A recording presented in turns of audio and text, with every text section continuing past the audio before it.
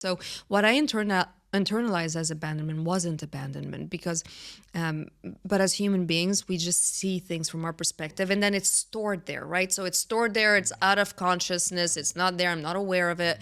And I'm operating in the world and I'm like, what the hell just happened here? Why did I just react that way? That's not me. And that's where we kind of start looking inwards. And and then I started seeing, and the best way to do that really is, I'm not keen on going in history for anybody. So the people I work with, I'm a coach, so it's usually, where are you now? Where do you want to go? Therapy does mostly the let's go in the past and talk about your whole family and all that.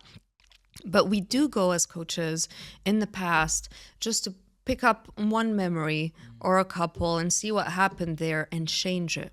Change it because the memories are not real, right? So memories is a perspective. It's just one piece of lens, your perspective of how you recorded it.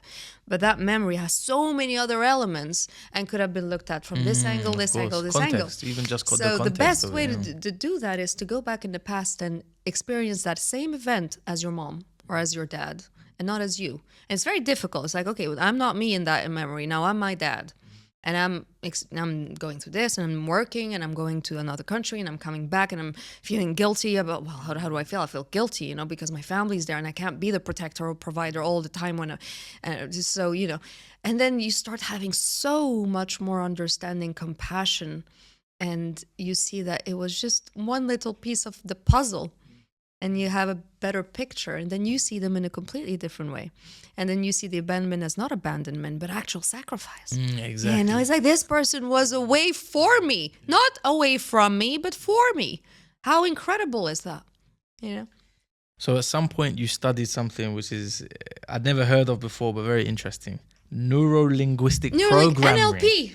That is like, I don't know anything about it. Describe how you got into that and what was that exactly? So NLP is a discipline that coaches use. So neuro-linguistic programming is like how you hold reality through the language in your mind. So we all have our map of the world, and it's completely different from one person to the other. There are no two maps that are the same.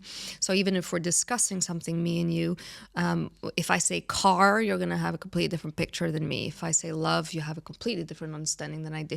So it goes from the big words all the way to the smallest little details. And with NLP, we get to identify the map of an individual. So and use a lot of tools to extract a lot of that map, enrich it, make it a lot more flexible, less rigid, and add a lot more diversity in it to just shift things around so that person is a lot more resourceful in their life. So they can use, so they have a lot of options in different situations, etc. Not just the one that they automatically go to then, yeah? Correct.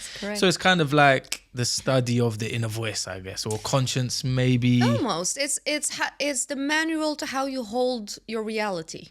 So how you know reality to be in your mind.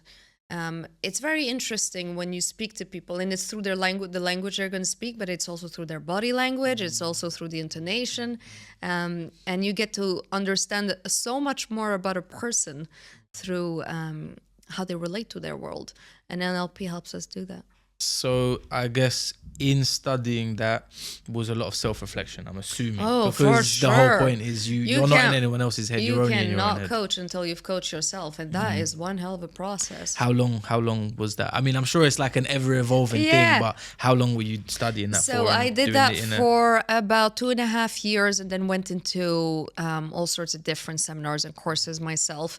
And the past 4 years, I went through a complete spiritual journey. So that was the missing piece for me, and that was the biggest piece. Really? Oh yeah. What was that? Describe what kind of I don't know, revelations, or what did you come to any conclusions during that time?